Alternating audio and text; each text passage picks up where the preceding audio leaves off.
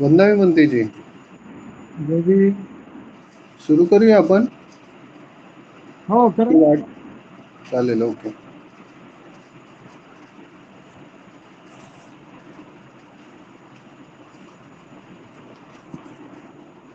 करा आज लेट झाले दिसतंय. ओके. नमो तस्स भगवतो अरहतो सम्मा संबुद्धस्स। इस वर्षावास सत्र का आयोजन महानाक शाक्यमुनि विद्यासन की तरफ से किया गया है। मैं महानाक शाक्यमुनि विद्यासन और हम सबकी तरफ से बदंत विमल कीर्ति गुणश्री जी का स्वागत करता हूँ। वंदामी बंदे जी। इस कार्यक्रम में उपस्थित सब भाइयों और बहनों का मैं महानाक शाक्यमुनि विद्यासन की ओर से स्वागत करता हूँ। सबको जय भीम। कार्यक्रम की शुरुआत हम त्रिशरम पंचशील ग्रहण करके करेंगे। मैं सबको विनंती करता हूँ कि सब अपना हाथ जोड़कर त्रिशरम पंचशील पठन में शामिल हो। त्रिशरम पंचशील।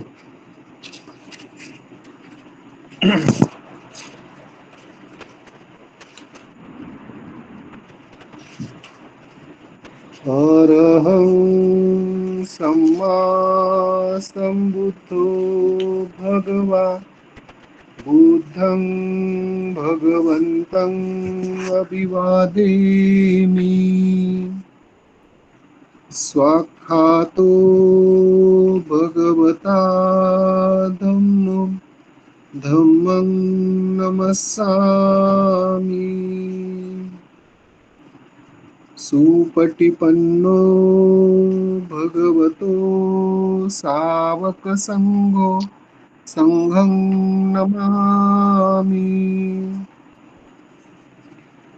नमो तस्स भगवतो अरहतो सम्मा सम्बुद्धस्स। नमो तस्स भगवतो अरहतो सम्मा सम्बुद्धस्स। नमो तस्स भगवतो अरहतो सम्मा सम्बुद्धस्स।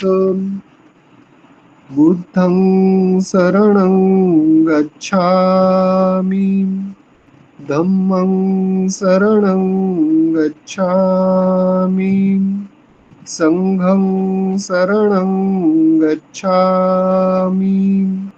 द्वितीयंपि बुद्धं शरणं गच्छामि।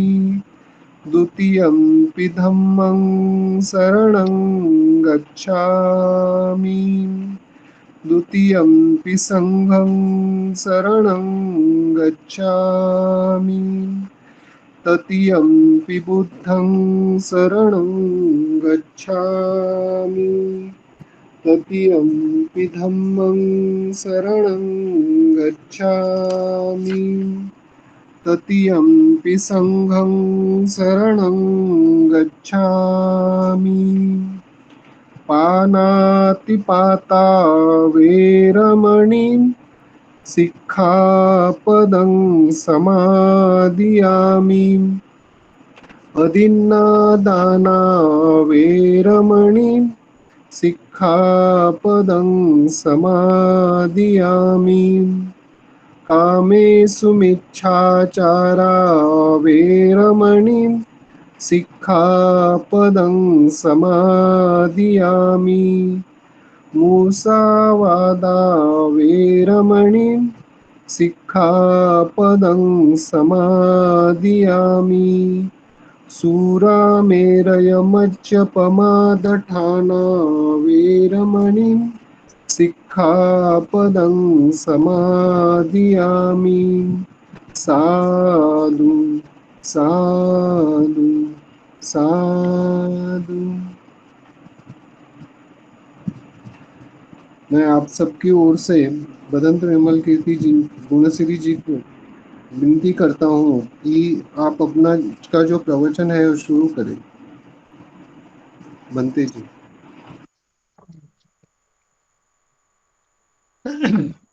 तो भाइयों और बहनों, वर्षावस के दरमियान हमने बौद्ध जीवन मार्ग को समझने की कोशिश की है। जितने उसके महत्वपूर्ण अंग हैं लगभग सभी हमने ध्यान में लिए हैं, समझने की भी कोशिश की है। अब इस अंतिम प्रवचन में मैं आपका ध्यान जो है बाबा साहब की जो शिक्षा है भगवान बुद्ध और उनके धम्म में दी हुई उस तरफ खींचना चाहता हूँ। बाबा साहब ने अपने ग्रंथ में बौद्ध जीवन मार्ग इस शीर्षक से एक स्वतंत्र प्रकरण ही लिखा है, एक विभाग है उनका, और उसमें बहुत सारे प्रश्नों को लेकर चर्चा की है। अगर हम इसको बारीकी से सीखे पढ़े तो बौद्ध जीवन मार्ग जहां से शुरू होता है, जहां से आरंभ होता है, वो है कुशल और कुशल अकुशल कर्मों को लेकर। और ये कुशल और अकुशल कर्म को जानने की क्षमता जो है वो सम्मादिठी है। तो बाबा साहब ने ये अष्टांगिक मार्ग अलग ढंग से हमारे सामने प्रस्तुत किया है, और खासकर कुशल और अकुशल इन दो सिद्धांतों को लेकर बौद्ध जीवन मार्ग पर उन्होंने प्रकाश डाला है। सर्वप्रथम वो बात करते हैं कुशल क्या है और अकुशल क्या है, और उसके पीछे कौन सी मानसिकता होती है, ये पहचानने की कौन सी मानसिकता होती है। तो बौद्ध जीवन मार्ग के इस परिभाग में बाबा साहब ने पहला जो चैप्टर लिखा है वो है कुशल कर्म, अकुशल कर्म तथा पाप। अंग्रेजी में है good, evil and sin. Good के माने अच्छा, इविल के माने बुरा, और सिन के माने पाप। ऐसा हो जाता है। तो क्या अच्छा है, क्या बुरा है, और कौन सा पाप है, ये तो व्यावहारिक शब्द प्रयोग हैं जिनको इस्तेमाल करते हुए बाबा साहब ने हमारा ध्यान आकर्षित किया है उन सच्चाइयों की तरफ जो बुद्ध ने प्रशस्त की हैं और दुख की व्याख्या में उनको हमारे सामने रखी है। तो पहली बात ये सीखो, जानो, कम से कम शुरुआत यहीं से करो, क्या अच्छा है, क्या बुरा है, क्या पाप है। और ये अगर नहीं समझ पाए, इनको अगर नहीं पहचान पाए, तो सामान्य तौर पर मनुष्य जीवन जीना भी मुश्किल हो जाता है। हर मनुष्य को कहीं ना कहीं, कभी ना कभी, कहीं ना कहीं, किसी न किसी मौके पर इन तीन बातों का ख्याल करना पड़ता है, उसके बारे में सोचना पड़ता है। भाई अच्छा क्या है, सोचना ही पड़ता है जिंदगी में। बुरा क्या है, सोचना ही पड़ता है। पाप क्या है, सोचना ही पड़ता है।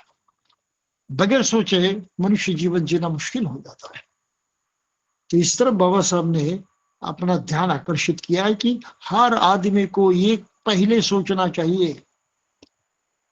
ये सोच अगर वो करता है अपने सर्वसामान्य जीवन में, तो उसका आगे का रास्ता जो है खुल जाता है। तो फिर इन्होंने कहा कि शुभ कर्म जो है करते रहे।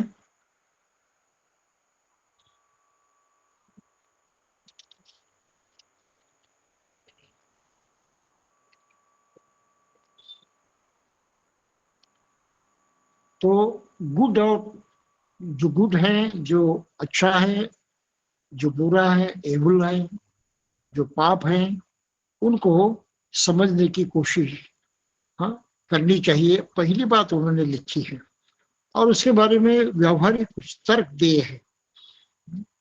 उत्तर किस प्रकार दिए हैं कि आदमी अगर सही कर्म करता है तो उसे बार बार करना चाहिए, हाँ? और ऐसा उससे नहीं सोचना चाहिए कि मैं नहीं कर पाऊंगा। बूंद बूंद करके पानी का घड़ा भर जाता है। इसी प्रकार थोड़ा थोड़ा करके बुद्धिमान आदमी बहुत कुछ शुभ कर्म कर सकता है। तो इस तरह से उन्होंने एक एक बात को समझाते समझाते हुए फिर आखिरकार वो आए हैं एक महत्वपूर्ण, हाँ, सिद्धांत पर, जो हमने देखा बुद्ध की शिक्षा में सम्मा दृष्टि के माध्यम से। सम्यक दृष्टि क्या होती है? पाप कर्म न करे, अप्रमोद से न रहे, मिथ्या दृष्टि न रखे। इतने सिंपल सादे शब्दों में इन्होंने यहाँ पर बयान किया है। शुभ कर्म में अप्रमादी हो, बुरे विचारों का दमन करे। जो कोई शुभ कर्म करने में ढील करता है उसका मन पाप में रमन करने लगता है। तो इस प्रकार शुभ कर्म अशुभ कर्म इनको जानने की शक्ति यानी सम्मा दृष्टि है, इसको न जानने की शक्ति ये मिथ्या दृष्टि है। ये यहाँ उन्होंने प्रकट किया है। और फिर आगे कहा है कि जो कुछ मन में आता है उसी के अनुसार ही मनुष्य, हाँ, बर्ताव करता है। तो दो सिद्धांत यहाँ पर दिए हैं। कुशल कर्म करे यानी पाप न करे, सब पापस्य करणं कहा, कुशल सोपसंपदा, कुशल कर्म करे और अपने मन को भी इस तरह से परिशुद्ध करे ताकि मन के माध्यम से जो भी कर्म हो वो कुशली हो जाए। तो धम्मपद की गाथा इस तरह से उन्होंने यहाँ अलग ढंग से अपने सामने रखी है। और कहा है कि कुशल कर्म करे अकुशल कर्म न करे। कुशल कर्म करने वाला इस लोक में सुखपूर्वक रहता है। धम्मचारी सुखम सीति अस्मिन लोके परम मिच। और फिर इससे कारण भी दिए हैं कि मनुष्य जो है मन के माध्यम से ही यह सब कुछ करता है। तो पहले ये जानो कि आपका मन ही सब करने के लिए उद्यत होता है, तैयार होता है, करवाने लगता है। तो मनोपबंगम धम्म, इसकी भी जानकारी यहाँ पर उन्होंने दी है। तो संक्षिप्त में सम्यक दृष्टि को अपनाने के लिए, समझने के लिए उन्होंने दुख क्या है, बुरा क्या है, अच्छा क्या है, पाप क्या है, इन माध्यम का उपयोग किया है और वो हमको समझाने की कोशिश की है। और आगे चलकर इसी को जीवन मार्ग है ये बताते हुए वो आगे बढ़ते हैं। क्या कहते हो?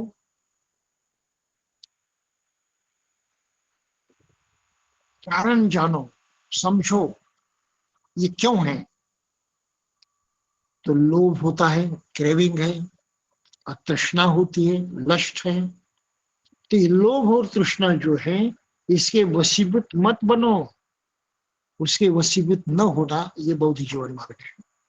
तो लोभ को पहचानो। तो धम्मत पद की कुछ गाथा यहाँ पर आ जाती है कि तृष्णा से दुख पैदा होता है, तृष्णा से भय पैदा होता है। जो तृष्णा से मुक्त है उसके लिए न दुख है न भय है। तो इस तरह से तृष्णा की बात कही है। काम भोग से दुख पैदा होता है, काम भोग से भय पैदा होता है। अगर काम भोग न रहे तो न दुख रहता है न भय रहता है। फिर आसक्ति से दुख पैदा होता है, राग से दुख पैदा होता है, लोभ से दुख पैदा होता है। तो इस तरह से दुख पैदा होने के कारण उन्होंने दिए हैं। ये लोभ है, ये तृष्णा है, इसको जानो और ये दुख का कारण है। तो जो शीलवान है, जो प्रज्ञावान है, जो न्यायी है, जो सत्यवादी है तथा जो अपने कर्म को पूरा करता है उससे लोग प्यार करते हैं। तो इस तरह का बर्ताव करना जो है मनुष्य के लिए सुखदायी होता है।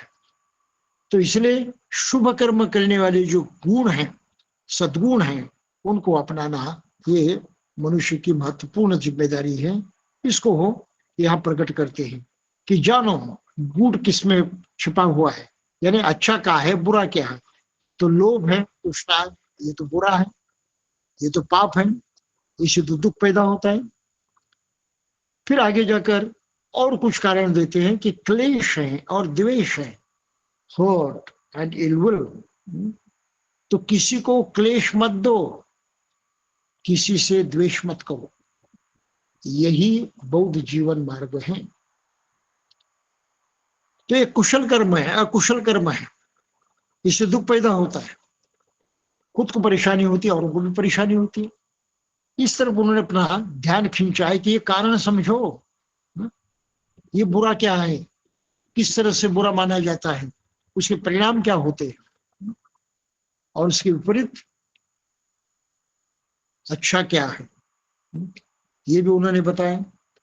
तो यहाँ कहते हैं कि खंति परमम तपोतिथि का निब्बानं परमम वदंति बुद्धा, नहीं पपजितो परोपघाती समनो होती परम विहेठयंती। कि शांति जो है ये परम तपस्या है। निब्बान जो सबसे श्रेष्ठ सुख ही है। तो इसकी प्राप्ति के लिए हमें क्लेश और द्वेष से मुक्त होना जरूरी है। अकुशल क्या है इस तरफ इशारा करते हैं, उससे मुक्त होने के बाद जो समझाते हैं। तो इस तरह से वो आगे बढ़ते हैं। बौद्ध जीवन मार्ग उन्होंने किस तरह से समझा, इन माध्यमों से। फिर कहते हैं कि क्रोध है, शत्रुता है, ये भी दुख के कारण है। तो क्रोध न करें, शत्रुता न करें, अपने शत्रुओं को मैत्री से जीत ले। तो कुशल और कुशल दोनों एक जगह उन्होंने सामने रखे हैं कि ये जीवन मार्ग है। क्रोध ना करे, शत्रुता न करे। जो ये सोचता है कि मुझे गाली दी, उसने मेरे साथ बुरा व्यवहार किया, उसने मुझे हरा दिया, उसने मुझे लूटा, इस तरह से सोचने वाला जो आदमी है उसका बैर कभी शांत नहीं होता। जो ऐसे विचार नहीं रखता उसी का ही बैर शांत हो जाता है। यहाँ बैर के बारे में सोचना जरा आवश्यक है। बैर के माने हमारी एक मानसिक दशा होती है, वो गुस्से की होती है, क्रोध की होती है, नफरत की होती है, अपने स्वभाव का अंग बन जाती है।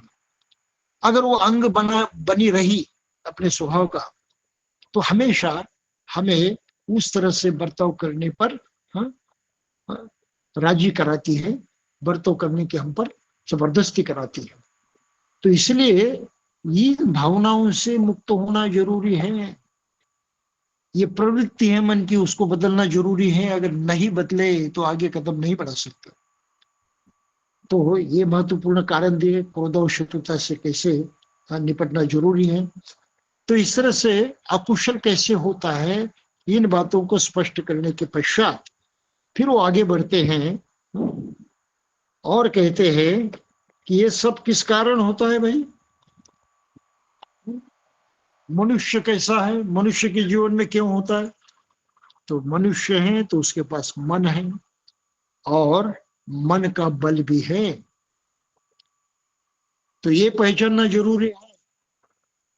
आदमी वही कुछ होता है जो कुछ उसका मन उसको बना देता है। सन्मार्ग पर आगे बढ़ने के लिए मन की साधना पहला कदम है। बौद्ध जीवन मार्ग में ये मुख्य शिक्षा है। तब वो सम्यक दृष्टि तक आ जाती है। भाई मन है, मन का माध्यम ही आपको सब कुछ करने के लिए बाध्य करता है। बगैर मन के अब कुछ नहीं कर सकते। तो मन का माध्यम पहचानो, मन की अपनी इस गरिमा को जानो। मन का माध्यम ही अगर हमारे काम आता है, उसके बगैर कुछ होता ही नहीं है, तो फिर उस माध्यम को सही ढंग से जानकर उसका सही प्रयोग करने की शिक्षा हासिल करना ये हमारी जिम्मेदारी ठहरती है। तो बौद्ध जीवन मार्ग को पाने के लिए हमें ये जानकारी होनी जरूरी है कि मैं हूं, मेरा मन है, और मेरे मन की अपनी कुछ ताकत है, अपने मन की कुछ शक्तियां हैं। तो मन की शक्तियां भी हैं, और मन में उसके विपरीत कुछ अशुद्धियां भी होती है। तो मन के बल को और खासकर मन की जो अशुद्धियां हैं उनको समझो। अशुद्धियों के कारण मन गलत व्यवहार करने के लिए उद्युत कराता है और उसके कारण हम दुख में आचरण करते हैं और नतीजा उसका दुख में ही पाते हैं। तो मन में जो इम्प्योरिटीज है, ये जो दोष है, इस दोषों को नष्ट करना हमारे लिए आवश्यक है। तो मन के मैल कौन से हैं? तो इस मैल के बारे में बात करते हुए उन्होंने इन्हीं ऊपर जो बातें कही हैं इसका ही जिक्र किया है कि मन में जिस प्रकार की भावना होती है उस तरह से हम बर्ताव करते हैं। मन चंचल भी होता है, मन कुछ भी करता है, मन काबू में नहीं रहता, वगैरह वगैरह सभी बातें कहते कहते उन्होंने बताया है कि आखिर इस मन को हमें काबू में लाना जरूरी है और हमें उस पर अपना अधिकार जमाना जरूरी है। तो मन से अगर असंयत हो जाते हैं तो हम आगे नहीं बढ़ सकते। तो ये मन और मन की शक्ति, उससे जो कुछ परिणाम निकलते हैं उसकी जानकारी यहाँ बाबा साहब ने दी है और कहते हैं कि जो आदमी अपने मन को ऐसी भावना करने में लगा देता है जो केवल कुशल कर्म की प्रवृत्ति हो तो उसका जीवन सुखकर हो जाता है, उसे कोई दुख नहीं दे सकता। तो मन के इस सिद्धांतों को आखिर में कहते हुए कहा है कि सभी पापों से बचो, कुशल कर्म करो, अपने विचारों को शुद्ध रखो, यही बुद्ध की शिक्षा है। सब पाप सकरण कुशल सुख संपदा सुचित परियोत परंगेतम बुद्धं शासनम। तो अभी ये मानसिक शक्ति का हमने फायदा उठाने की कोशिश की, तो आगे हम अपने स्वयं पर ही विजय पा सकते हैं, काबू पा सकते हैं। ये सबसे महत्वपूर्ण मुद्दा यहाँ पर उन्होंने सामने रखा है कि अत्ता ही अत्तनो नाथो को ही नाथो परोसिया। भाई हम ही अपने नाथ है, स्वामी है, मालिक है, सब कुछ है, हमारे बगैर और कोई हो ही नहीं सकता। इस सच्चाई को जानना ये सम्यक दृष्टि है और इस सच्चाई को अमल में लाना ये कुशल कर्म है। तो इस तरह से उन्होंने स्वयं को किस तरह से जानना चाहिए, किस तरह से पहचानना चाहिए, इसके बारे में जानकारी दी है। ये सभी जो प्रकरण है पढ़ने योग्य है, इसलिए मैं पढ़ता नहीं हूँ, पढ़ के दिखाता नहीं हूँ, सिर्फ आपको उस सिद्धांत से परिचित करवाने की कोशिश कर रहा हूँ। तो अत्ता ही आत्मनाथ हो, हम ही स्वयं के स्वामी हैं। आजकल दुनिया में हम देखते हैं कि लोग पूरी तरह से ईश्वर पर निर्धारित होते हैं। उसने सबको बनाया, वो सबका मालिक है, वो सबका फादर है, वो सबकी मदर है। ऐसी कुछ बातें करते हुए लोग सोचते हैं कि जो कुछ भी पाना है उसकी मर्जी के अनुसार ही मिलता है, तो उसकी पूजा करो, उसको मानो, उसको खुश रखो, उसकी आज्ञा को अपनाओ, तब कहीं मनुष्य कुछ पा सकता है, वरना नहीं। मतलब इसका यह है कि मनुष्य पूरी तरह से परावलंबी हो गया है, अपने खुद को उन्होंने पूरी तरह से गंवा दिया है, खो दिया है। खुद कुछ है, खुद कुछ कर सकता है, खुद में कुछ शक्ति है, सामर्थ्य है करने की, इस बात को पूरी तरह से मनुष्य भूल गया है, या तो उसको भूलने पर बाध्य किया है अनेक धर्मों ने अब अपनी अलग शिक्षा रखते हुए और ईश्वर को सबका मुखिया बनाते हुए ईश्वरी मालिक है सबका। तो इससे हुआ क्या है कि मनुष्य जीवन जीते वक्त अपने जीने के साथ साथ जिस तरह से प्रयास कर सकता है, अपने में बदलाव ला सकता है, अपना खुद का उद्धार कर सकता है, ये सब कारोबार खत्म हो गया। ये काम उसके ध्यान में रहा ही नहीं, ये करना है उसको उसकी खबर ही नहीं है। तो प्रत्यक्षात जिस जरिए से, जिस माध्यम से वो इस सुख को पा सकता है, वो माध्यम में उसने त्याग दिया है। तो इसलिए बाबा साहब ने अपने ग्रंथ में लिखा है कि ईश्वर पर श्रद्धा रखना अत्यंत धोखादायी हैं, धोखादायी है, सामान्य नहीं। मनुष्य के साथ धोखा हुआ है। क्यों? क्यों? अपने कर्तृत्व को, अपने मन को, अपने सामर्थ्य को, अपनी असलियत को भूल गया है, उससे दूर हुआ है, और इसलिए अप्राकृतिक जीवन जी रहा है। अप्राकृतिक, प्राकृतिक जीवन नहीं जी रहा है। प्राकृतिक जीवन जो है वो उसके सभी बुराइयों का, सभी दुखों का मुख्य कारण है, जिसको बुद्ध ने कहा ये मिथ्या दिट्ठी है। देख ही नहीं पा रहे हो कि तुम कौन हो, समझ ही नहीं पा रहे हो कि तुम्हारी शक्ति सामर्थ्य क्या है, समझ ही नहीं पा रहे हो कि तुम क्या कर सकते हो, और प्रत्यक्ष करने की अनुभूति आप लेने के बावजूद भी आप करना नहीं चाहते। ये तो बहुत भारी आपत्ति है, बहुत भारी दोष है। तो आप और आत्मा विजय, ये कितनी महत्वपूर्ण बातें हैं, इसकी ओर हमें ध्यान देना आवश्यक है।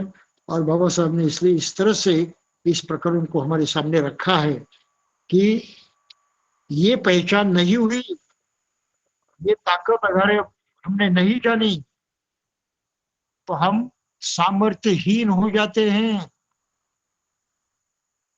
शक्तिहीन हो जाते हैं, और पूरी तरह से हम खुद को बर्बाद कर देते हैं। तो बौद्ध जीवन मार्ग अगर अपनाना है तो इसको पहचानना जरूरी है, ये जानना जरूरी है। ये सम्यक दृष्टि का अंग है, और बौद्ध जीवन मार्ग जीने का ये सबसे महत्वपूर्ण प्रधान उपाय है, आचरण है। तो इस तरह से एक एक बात कहते हुए आगे बढ़ते हैं। स्वयं के बारे में और आत्म विजय के बारे में कहने के बाद वो कहते कि एकाएक से नहीं होता भाई, ये इसके लिए भी आपको प्रयास करने पड़ते हैं, और वो प्रयास आपके मन को लेकर करने पड़ते हैं। तो आगे के प्रकरण में कहते हैं चिंतनशीलता होनी चाहिए और जागरूकता होनी चाहिए। थॉटफुलनेस शब्द प्रयोग किया, थॉटफुलनेस यानी चिंतनशीलता होनी चाहिए। हाँ? कुछ अनुवादकों ने उसका अनुवाद जरा गलत किया है।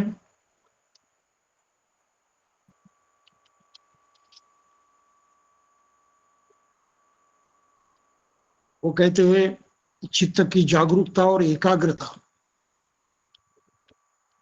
कि चित्त की जागरूकता ये तो माइंडफुलनेस हो गया, ये सही है, चित्त की जागरूकता। लेकिन थॉटफुलनेस के लिए एकाग्रता शब्द प्रयोग करना गलत है सारा सार। तो मराठी और हिंदी में शायद ये बड़ी भारी गलती हो गई है।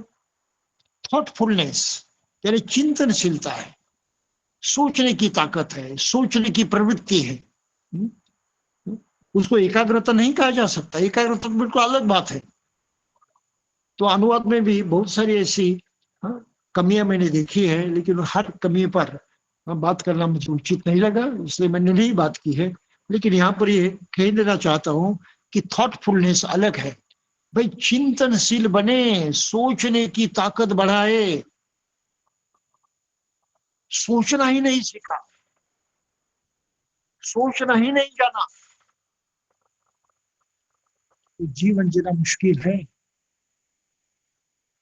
और बुद्ध हर दम, हर पल, हर शर्त पर सोचने पर जोर देते हैं। सोचो, सोचो। जैसे कालामुंह को उन्होंने कहा, कालामुंह ने कहा कि अनेक लोग आते हैं हमारे पास, धर्म का उपदेश करते हैं, कहते हैं कि हमारी बात तो सच्ची सही है, दूसरों की गलत है, वो सो मत मानो। तो हमारे मन में शक पैदा हुआ कि हम किसकी बात माने। और बुद्ध उनको बिल्कुल पहली बात कह देते कि अच्छा हुआ तुम्हारे मन में ये शक पैदा हुआ, बहुत ही अच्छा हुआ, प्रसन्नता प्रकट करते हैं कि तुम्हारे मन में शक पैदा हुआ। मतलब अरे तुम सोचने लगे, सोचने की ये शक्ति तुम में पैदा हो गई, कितना भारी फायदा है वो, कितनी बड़ी बात है। बुद्ध उनकी प्रशंसा करते हैं, तुम सोच रहे हो, बधाई हो तुम्हें कि तुम्हारे मन में शक पैदा हुआ, और पूछ रहे तुम। और फिर बुद्ध उनको कहते कि सोचने की ताकत किस तरह से कमजोर हो जाती है और आदमी पूरी तरह से अपनी सामर्थ्य को खो देता है।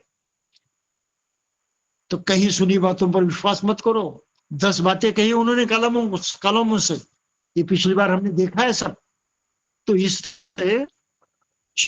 थॉटफुलनेस, बाबा साहब ने ये शब्द प्रयोग किया, थॉटफुलनेस। इसका हिंदी में अनुवाद किया है एकाग्रता, गलत है, चिंतनशीलता है, विचार करने की, सोचने की ताकत है। इस प्रक्रिया को उन्होंने यहाँ सामने रखा है। और फिर इसका अनेक ढंग से उन्होंने धम्मपद और अन्य दूसरी गाथाओं का या उदाहरण देते हुए कहा है। और बिल्कुल साफ साफ शब्दों में कहते हैं, प्रत्येक कार्य करते समय जागरूक रहो, प्रत्येक काम में सोच विचार से काम लो, हर विषय में अप्रमादी और उत्साही रहो, यही बुद्ध जीवन मार्ग है। सोचना छोड़ दिया, वो मार्ग से भटक गया। जो कुछ हम हैं, ये सब कुछ हमारे विचारों का ही परिणाम है। ये हमारे विचारों पर ही आधारित है, ये हमारे विचारों से ही निर्मित है। यदि आदमी बुरे विचारों से कुछ बोलता या करता है तो वह दुख भोगता है।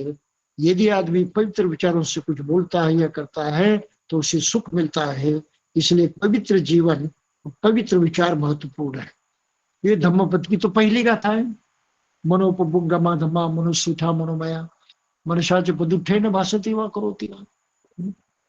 तो इसका उदाहरण देकर बाबा साहब ने कहा है कि चिंतनशील बनो और जागृत रहो। जागृति इसलिए आवश्यक है कि किस समय क्या होता है उसके प्रति हम सजग रहे, तत्काल उसको जाने समझे, नींद में खुद को खो न बैठे। तो इसलिए उन्होंने यहाँ कहा कि विचारहीन मत बनो, विचारवान भी बनो। दलदल में फंसे हुए हाथी की तरह अपने आप को पाप में से उबारो। आदमी को चाहिए कि अपने चित्त की रक्षा करे। इसकी रक्षा करना आसान नहीं। वह जहां तहां जाने वाला है, कि जो चित्त की रक्षा ही सुखदायिनी है। और फिर कहते हैं कि जिस प्रकार ठीक से न छाई गई छत में पानी प्रवेश नहीं कर सकता है, उसी प्रकार साधना युक्त चित्त में राग का प्रवेश नहीं हो सकता। तो यहाँ बहुत ही ताकत के साथ बाबा साहब सोच विचार करने पर जोर देते हैं। और ये बुद्ध का स्वयं का दिया हुआ सिद्धांत है। उन्होंने भी इस पर ही सबसे पहले जोर दिया है। अगर सोचना ही नहीं सीखोगे तो सम्यक दृष्टि का लाभ कभी होगा ही नहीं। सोचना ही नहीं सीखोगे तो बुरा क्या है, अच्छा क्या है, समझ ही नहीं पाओगे। सोचना ही नहीं सीखोगे तो स्वयं को जानना भी मुश्किल हो जाएगा। तो हमारा एक कर्तव्य ठहरता है कि हर कोई इसी आदमी को जो सोचने में कमजोर है उसको हम सशक्त बनाएं, सोचने पर उसको बाध्य करें, प्रश्न पूछने पर उसको तैयार करें। शंका है, कुशंका है, प्रकट करो, बोलो, ताकि ये कहने से उसके मन की भी सोचने की प्रवृत्ति जो है जग जाती है और वो कुछ ना कुछ सोच सकता है। और सोचने के कारण सुनी ही बातों को भी कुछ समझ सकता है। तो सोचने की शक्ति मनुष्य में होना सबसे महत्वपूर्ण बात है, जिस पर बाबा साहब ने यहाँ बड़े जोर दिया है। और अनुवादकों ने अपनी यहाँ गलती की है कि थॉटफुलनेस को उन्होंने एकाग्रता के नाम से अनुदित किया है, वो बिल्कुल गलत है।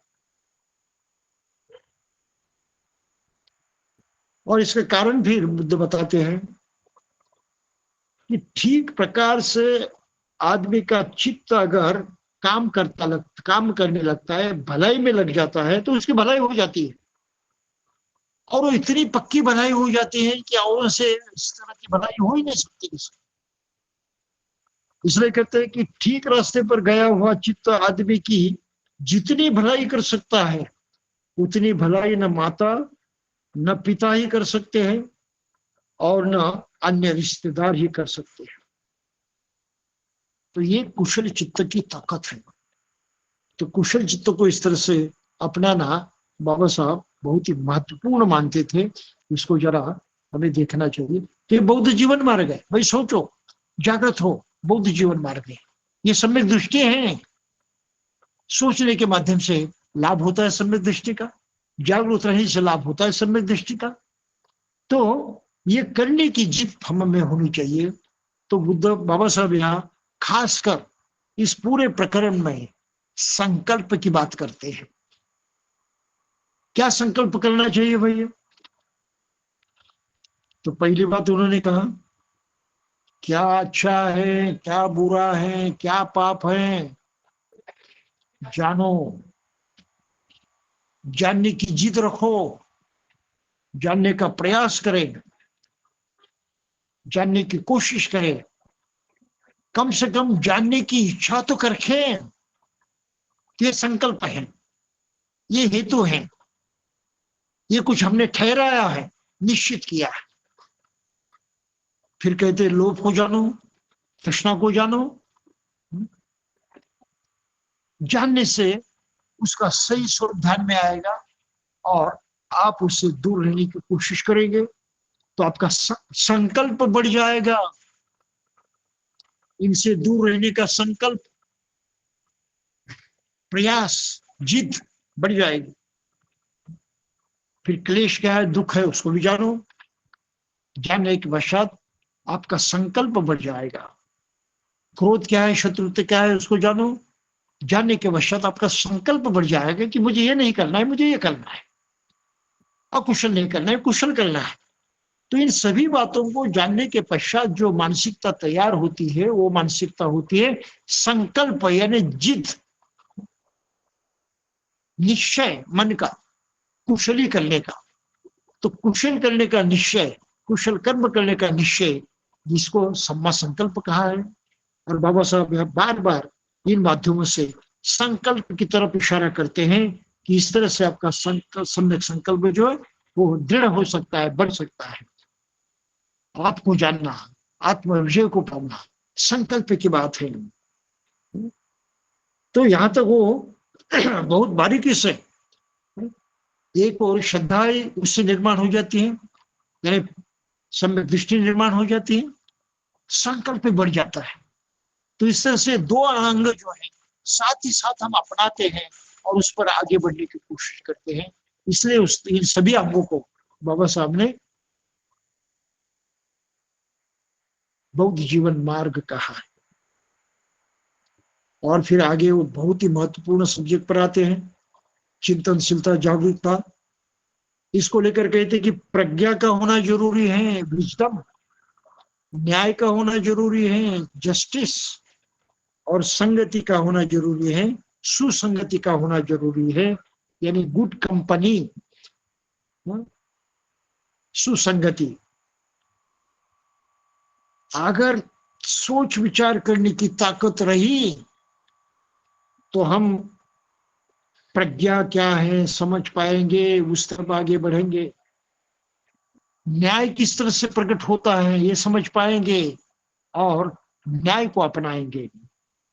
और सही सुसंगति क्या होती है, वास्तविक इसका अर्थ है कल्याण मित्रता क्या होती है, उसको हम समझ पाएंगे और उसको अपनाएंगे। तो इस सोचने के बाद, चिंतन मनन करने के बाद जो मानसिक शक्ति पैदा होती है, उसके जरिए हम इस प्रकार आगे बढ़ते हैं, विकास का अगला जो कदम है वो उठाते हैं। तो इस तरह से वो एक एक बात को सामने रखते हुए आगे किस तरह से हम बढ़ सकते हैं इसका जिक्र करते हैं। और फिर कहते हैं तत्पर रहो, अप्रमाद, अलर्ट। सच्चाई क्या है उसको अपनाओ और साहस का भी अंगीकार करो। विजिलेंस, इसका तो पाली में अनुवाद किया जाता है अप्रमाद। दुर्लक्ष्य नहीं करना चाहिए, धिक्कारना नहीं चाहिए, उसको क्षुद्र नहीं लिखना चाहिए,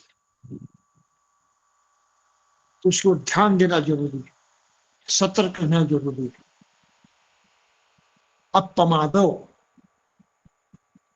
और फिर हमें सच्चाई की आदत डालनी चाहिए, ऑनेस्टनेस, प्रामाणिक रहना चाहिए। अगर ये सच्चाई से व्यवहार करने की आदत हमने नहीं बनाई तो विकास में बाधा आ जाती है। तो हमें अपने प्रति बहुत ही प्रामाणिक रहना चाहिए। जो कुछ करते हैं उस हर कार्य के प्रति प्रामाणिक रहना चाहिए। हमारे जीवन में जो जो कर्म होते हैं उस हर कर्म के पीछे अपनी प्रामाणिकता जो है वो एक ताकत के रूप में खड़ी रहनी चाहिए। और ये प्रामाणिकता जितनी बलवान होती है, यकीन मानिए उतना हमारा साहस बढ़ता है,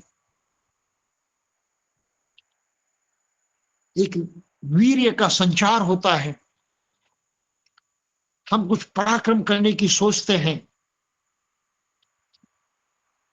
कुछ जो ऊंची बातें हैं, श्रेष्ठ बातें हैं, उनको अपनाने के लिए कुछ संघर्ष करने की बात सोचते हैं।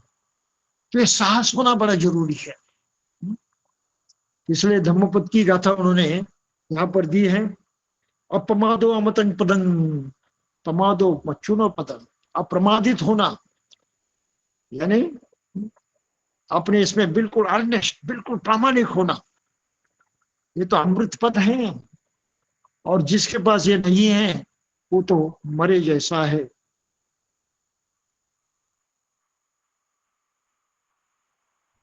तो जो अप्रमादी है, ऑनेस्ट है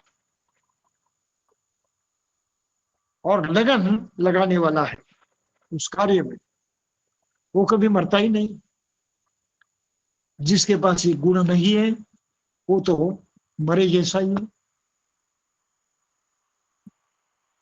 तो इस प्रकार बाबा साहब हमको किस तरह से आगे ले जाने की कोशिश कर रहे हैं। देखिए कि सम्मा दिट्ठी, सम्मा संकल्प दोनों को एक साथ तुलना करते करते हैं हमें बौद्ध जीवन मार्ग में आगे बढ़ाने की कोशिश कर रहे हैं। और फिर वो आ जाते हैं आज जो व्यवहारिक रूप में महत्वपूर्ण विचार माना जाता है, दुख और सुख, दान और दया। तो अभी दुख को भी जानो, सुख को भी पहचानो, और इन दोनों से भी मुक्त होने की कोशिश करो। ये करने का एक मार्ग है, बढ़िया मार्ग है।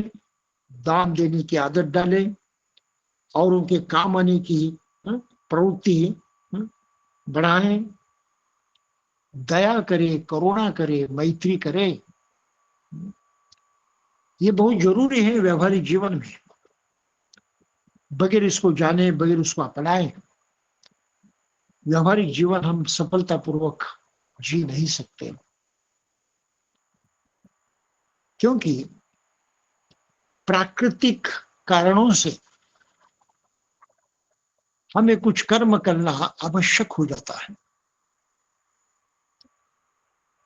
लेकिन वो कर्म हम किसी मर्यादा में रहकर अगर करते हैं तो सुखदायी हो जाता है। लेकिन मर्यादा को छोड़कर, तोड़कर हम अमर्याद रूप में उस कर्म को दोहराते रहते हैं तो दुख पैदा हो जाता है।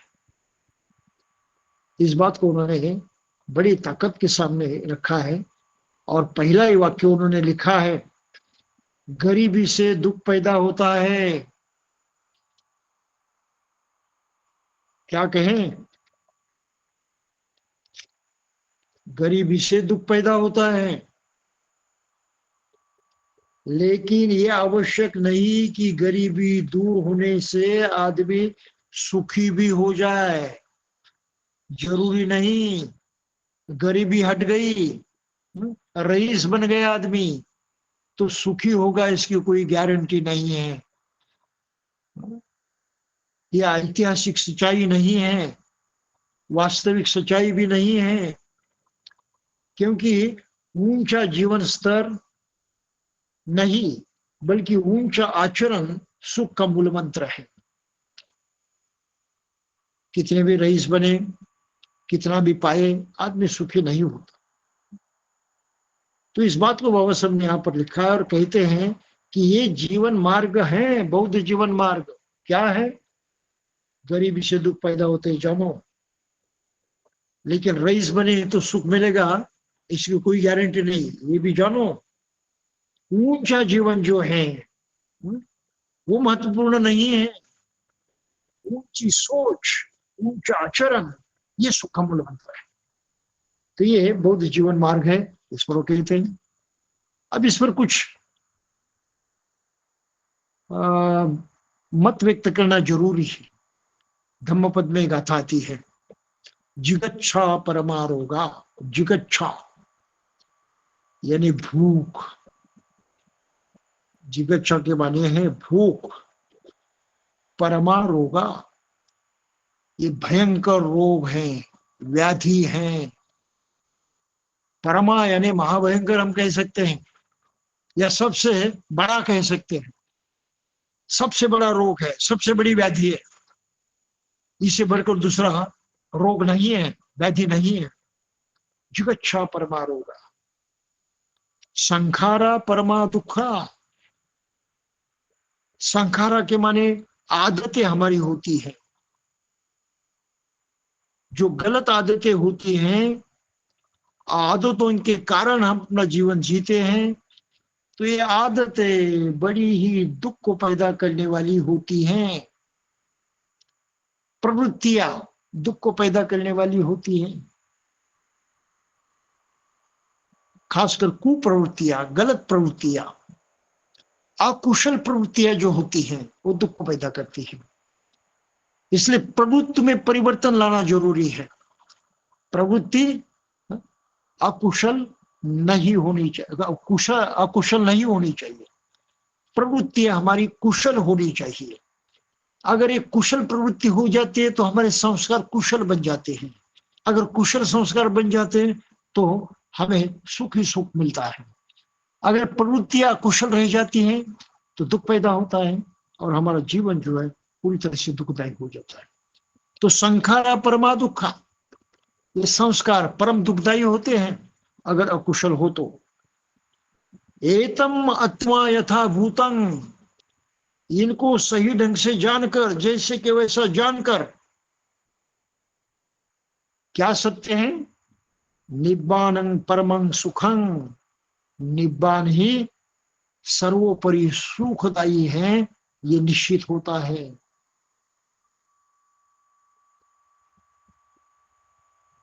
तो हमें इस तक पहुंचना जरूरी है, निब्बान तक पहुंचना जरूरी है। तो जिगत चक्र माने भूख रखा है, भूख अर्थ होता है। और बाबा साहब ने यहाँ पर गरीबी शब्द का प्रयोग किया है, पॉवर्टी। क्या ये सही है? हाँ, ये सही है। इसलिए सही है कि गरीबी के कारण ही आदमी को भूखा रहना पड़ता है, भूख का शिकार होना पड़ता है, उस रोग से ग्रस्त होना पड़ता है। अगर गरीबी नहीं रही तो भूख का ये जो रोग है, ये जो व्याधि है, ये व्याधि आपको ग्रसित करने वाली नहीं हो। तो इसलिए बाबा साहब ने बिल्कुल सही ढंग से कहा है कि जिगच्छा, जिसको भूख कहा जाता है, पाली में जिगच्छा, हिंदी और मराठी में भूख कहते हैं, उसके बदले बाबा साहब ने पॉवर्टी शब्द का प्रयोग किया है। Poverty gives rise to sorrow, मतलब गरीबी से दुख पैदा होता है। तो सोचने लायक बात यह है कि जो जहां बुद्ध गरीबी से क्या क्या बुराइयां होती है इनको इतने स्पष्ट शब्दों में रखते हैं हमारे सामने, और उसको सबसे बड़ी व्याधि मानते हैं। क्या एक बौद्ध होने के नाते हमें इस पर सोचना नहीं चाहिए? जिस समाज में हम रहते हैं, क्या उसमें गरीबी का रहना आवश्यक है? इस गरीबी को नष्ट करना क्या एक मनुष्य होने के नाते, एक समाज का अंग होने के नाते हमारी कोई ही जिम्मेदारी होती है या नहीं? ये बहुत ही महत्वपूर्ण सवाल यहाँ पैदा होता है। सोचते सोचते तो मुझे हमेशा ऐसे लगता है कि बुद्ध का धम्म गरीबी के सख्त खिलाफ है। बुद्ध का धम्म गरीबी के सख्त खिलाफ है। मनुष्य समाज में कोई गरीब रहना ही नहीं चाहिए।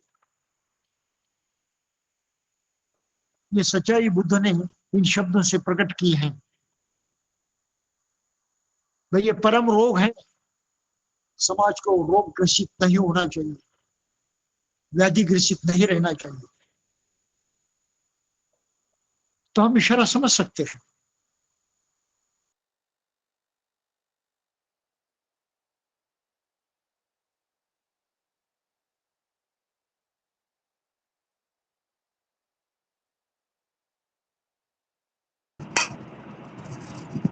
कदाचित नेटवर्कमुळे बनतेजींचं हे झालं असेल, नेट कट झालं असेल त्यांच्याकडनं. येतील अशी आटम वाट बघ. आले आले बनतेजी आले. बीच में कट हो गया था। तो गरीबी के विरुद्ध स्वयं बुद्ध की शिक्षा है, खुद बाबा साहब की शिक्षा है। तो बौद्ध समाज की जिम्मेदारी ठहरती है कि उस समाज में कोई गरीब ना रहे, तो उसका भी तो कुछ प्लानिंग होगा। वो गरीबी को हटाने की भी कोई शिक्षा जरूर होगी। बुद्धिज्म में है वो, लेकिन उसका सही ढंग से इस्तेमाल नहीं किया जाता। ये दुर्भाग्य की बात है। और ये आज के समय इस विषय पर कुछ कहने के लिए वक्त भी नहीं है। लेकिन इतना तो ध्यान में जरूर रखें कि बौद्ध समाज में कोई गरीब नहीं रहना चाहिए। ये बाबा साहब की मंशा थी। ये तो खुद बुद्ध की शिक्षा है कि गरीबी का उच्चाटन होना जरूरी है। तो इस ओर बाबा साहब ने ध्यान आकर्षित किया है। और फिर वो कहते हैं कि आरोग्य परमा रखा, संतुष्टि परमं धनम, विश्वासा परमायाति, निब्बाणं परमं सुखम। आरोग्य सबसे महान प्राप्ति है, स्वास्थ्य सबसे महान प्राप्ति है, संतुष्टि सबसे महान धन है, लोगों में आपसी विश्वास सबसे बड़ा नाता है, और निब्बाण तो सबसे महान सुख ही है। तो इस तरह से सम्यक दृष्टि और सम्यक संकल्प और सम्यक कर्म, इन तीनों का मिलाप करते हुए बाबा साहब ने बौद्ध जीवन मार्ग को इस तरह से हमारे सामने प्रस्तुत किया है। और फिर आगे कुछ इशारा दिया है।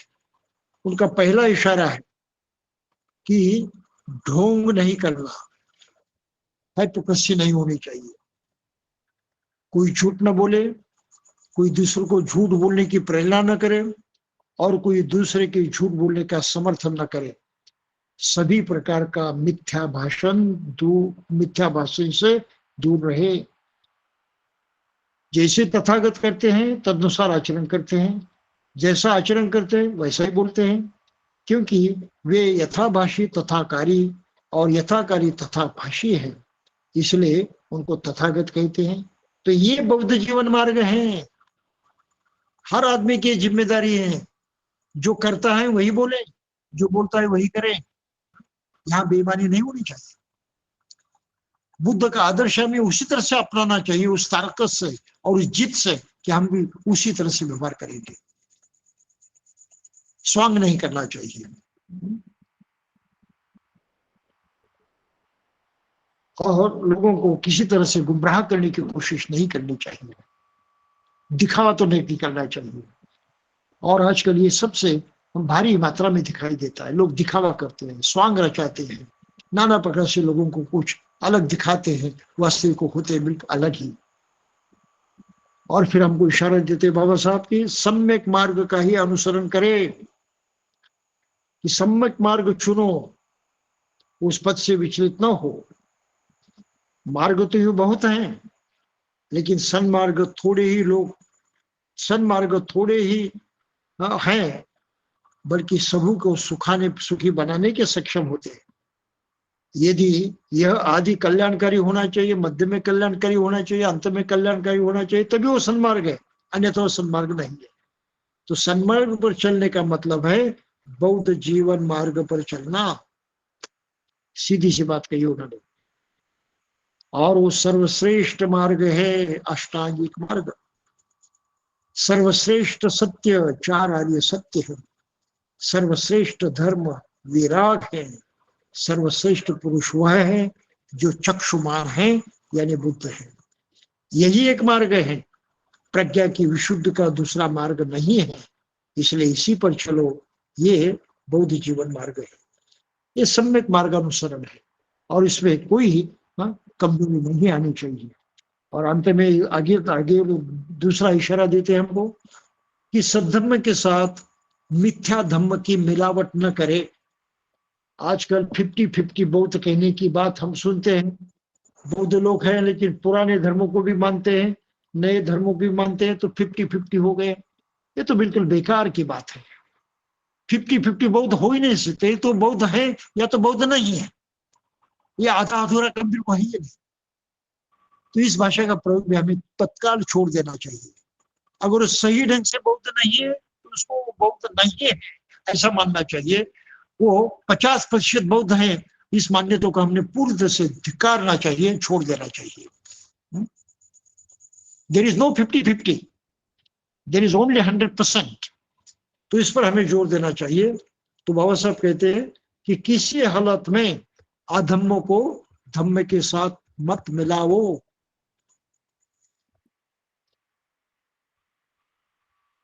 ये मिलावट होने की संभावना भारत में सबसे अधिक थी, आज की तारीख में भी सबसे अधिक है। ढेर सारे तत्व हैं जिसमें मिलावट हो चुकी है। लोग भी बहुत कुछ उल्टा सीधा करने में लगे हुए हैं आज की तारीख को भी। इसलिए सम्यक मार्ग का आचरण करना और अधम्म को सद्धम्म में मिलाना, धम्म समझना, इन बातों से हमें जानकारी रखते हुए अमल करना जरूरी है। तो भाई और बहनों, बाबा साहब ने बौद्ध जीवन मार्ग पर अपने ढंग से इस तरह से प्रकाश डाला है, और खासकर 3 बातों पर उन्होंने जोर दिया है। एक पहली बात है जानो, इसका मतलब है सम्मादिठी। तो कारण भी जानना वगैरह सब कुछ है। जानो, क्या जानो? तो कुशल अकुशल जानो, इस पर जोर दिया है। दूसरी बात, इसके कारण जो इनकी तरफ इशारा किया है, कारण को भी पहचानो। कारण समझ में आएंगे तो उनसे निवारना, उनका उच्चाटन करना, उनका निर्मूलन करना आवश्यक सहज हो सकता है, हम उस पर अमल कर सकते हैं। और फिर करो, तो जानो, कुशल संकल्प करो, और फिर प्रत्यक्षात कर्म करो। तीसरे तरह से बाबा साहब ने 3 मुद्दों में बौद्ध जीवन मार्ग को अब हमारे सामने रखने की कोशिश की है। सम्मा दिट्ठी, जानना समझना, कुशल कर्म करने की चेतावनी दी है, सम्यक संकल्प है, और उस संकल्प को अपनाकर कर्म करना है, प्रत्यक्षात कर्म करना है। किस तरह से करना है तो अलग अलग ढंग से उन्होंने हमारे सामने रखा है।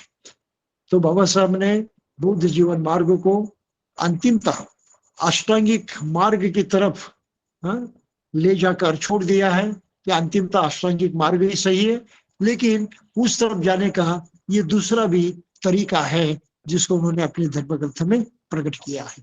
ये एकाएक से समझ में नहीं आता, बार बार पढ़ने से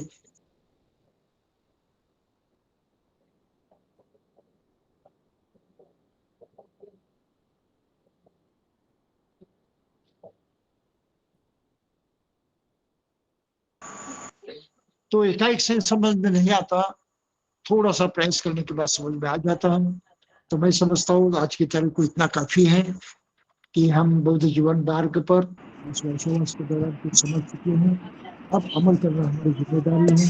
ये अमल करने की जीत अपने पैदा हो जाए, अमल करने की शक्ति को मिले और इस रास्ते पर आप सही से आगे बढ़ सके, यही शुभकामना करते हुए और सबको धन्यवाद देते हुए मैं यह समाप्त करता हूँ। जय। साधु साधु साधु। धन्यवाद बंते जी।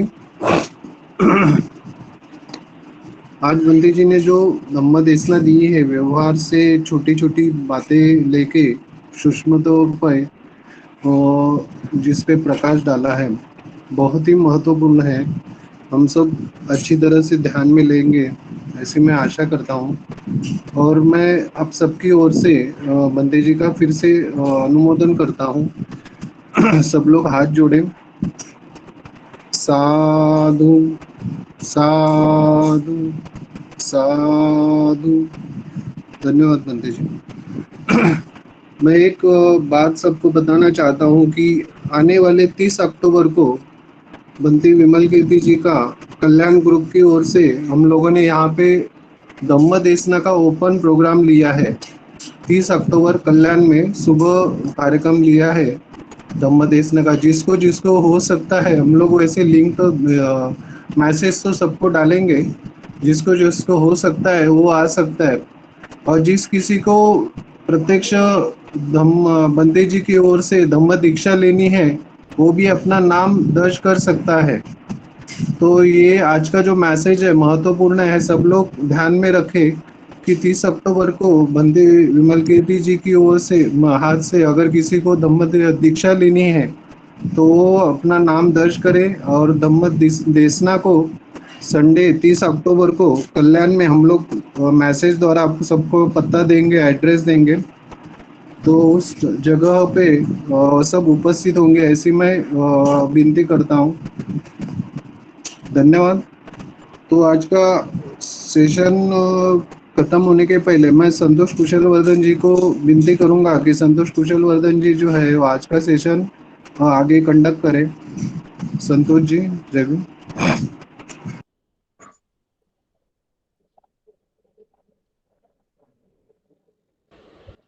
वंदे वंदे जी और सभी को जय भीम। आज हम लोग वर्षावास के समाप्ति का आज का प्रोग्राम कर रहे हैं। तो आज इस वर्ग में पूजनीय भदंत विमल कीर्ति गुणश्री जी ने हमें बहुत ही अच्छी तरह से धम्मदेशना दी, इसलिए मैं तहे दिल से शुक्रिया अदा करता हूँ। और हम लोग ने देखा है कि उनकी तबीयत न ठीक होते हुए भी ऐसे हमारे वर्ग जो है तो पूरा कंडक्ट उन्होंने वैसे ही हालत में कंडक्ट किया है और हमें बहुत ही अच्छे तरह से धम्मदेशना का लाभ हम लोग ने सब लोग ने लिया है। तो फिर एक बार उनको मैं तहे दिल से शुक्रिया अदा करता हूँ। और साथ ही साथ हम लोग बहुत सारे लोग अलग अलग जगहों से इस प्रोग्राम में ज्वाइंट होते हैं, तो सभी का मैं तहे दिल से शुक्रिया अदा करता हूँ। और इसी के साथ हम लोग इस प्रोग्राम का समापन करेंगे। मैं मोहन कुशलवर्धन है इस प्रोग्राम में, तो उनको विनती करता हूँ कि आगे का प्रोग्राम दंबल गाथा ले ले।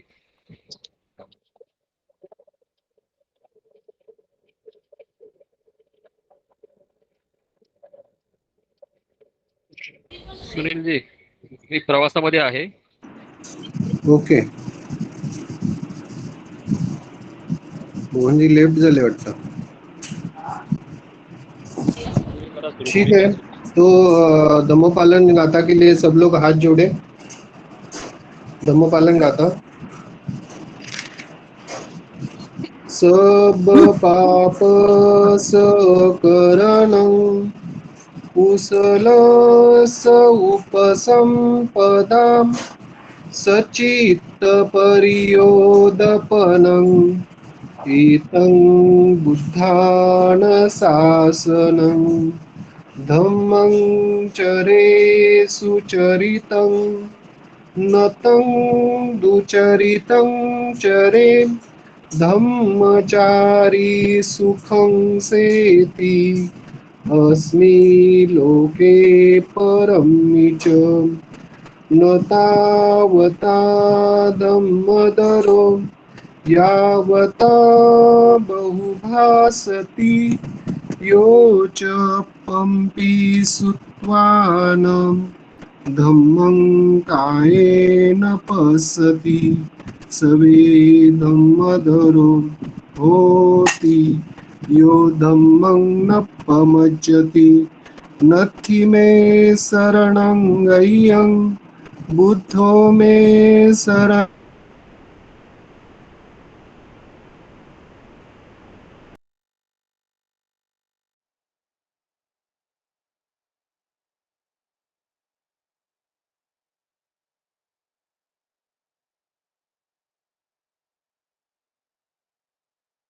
वरम् एतेन सच्चवदेन नत्थि मे शरणं गय्यं संघो मे शरणं वरम् एतेन सच्चवत्सेन होतु मे जयमङ्गलं नमो बुद्धाय नमो धम्माय नमो संघाय साधु साधु साधु अहं वंदामि सर्वदां।